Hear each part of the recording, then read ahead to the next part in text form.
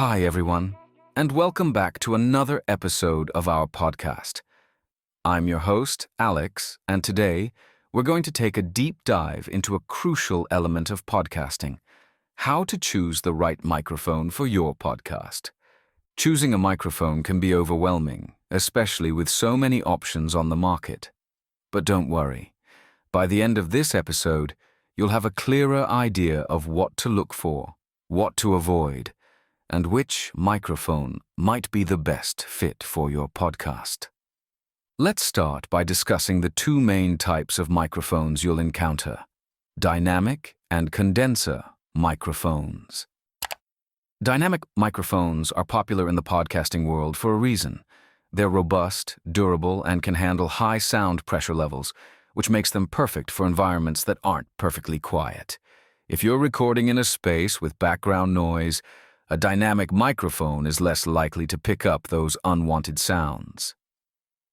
One of the most popular dynamic microphones is the Shure SM7B.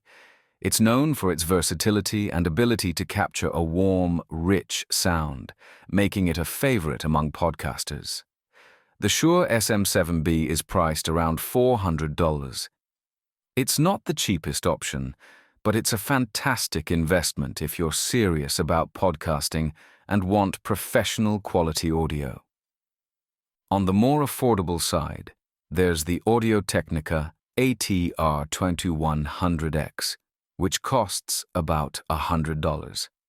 It's a great entry-level dynamic microphone that offers good quality sound and also includes both USB and XLR outputs, providing flexibility for different recording setups. Now, let's talk about condenser microphones. These microphones are more sensitive than dynamic microphones and are capable of capturing a wider range of frequencies. This makes them ideal for recording in controlled studio-like environments where you want to capture the full richness and detail of your voice. A popular choice in the condenser category is the Rode NT1A, priced around $230. This microphone is known for its clear, crisp sound and low self-noise, which means it won't add much hiss to your recordings. It's perfect if you're looking to capture every nuance of your voice. However, because condenser microphones are more sensitive, they're also more likely to pick up background noise. This means if you're recording in a less than ideal environment, like a room with echo or outside noise, a condenser might not be the best choice unless you have soundproofing or good acoustic treatment. Aside from the type of microphone, another important decision is choosing between USB and XLR connections. USB microphones are straightforward and easy to use. You just plug them directly into your computer and you're ready to go. They're perfect for beginners or those who want a simple, portable setup. However, USB microphones can be limited in sound quality compared to XLR microphones. One popular USB microphone is the Blue Yeti, priced at around $130. It offers great sound quality and multiple pattern settings, making it versatile for different recording situations.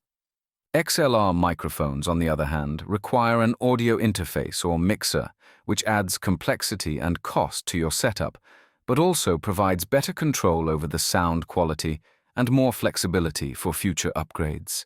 If you're looking for professional quality sound and plan on expanding your setup, an XLR microphone is a great choice. When it comes to price, microphones can range anywhere from $50 to $500 and beyond. While you don't necessarily need the most expensive microphone to get good quality audio, investing in a well-reviewed microphone that suits your needs and environment is important.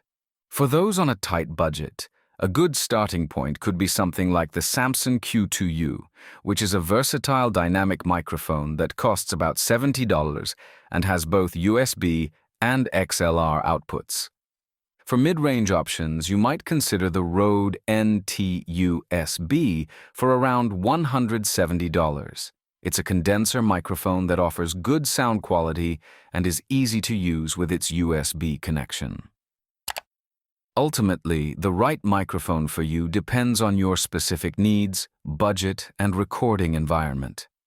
If you're in a noisy environment or on the go, a dynamic microphone might be best. If you have a controlled recording space and want to capture detailed audio, a condenser microphone could be the way to go. And remember, whether you go for a USB or XLR microphone depends on how much control you want over your sound and whether you plan on upgrading your setup in the future. If you need help choosing the right microphone or want to learn more about setting up your podcast, check out my profile on Fiverr at www.fiverr.com/dbsound. I'm here to help you make your podcast sound its best. Thanks for tuning in today. If you enjoyed this episode, please subscribe and leave a review. Until next time, keep podcasting and sharing your passion with the world.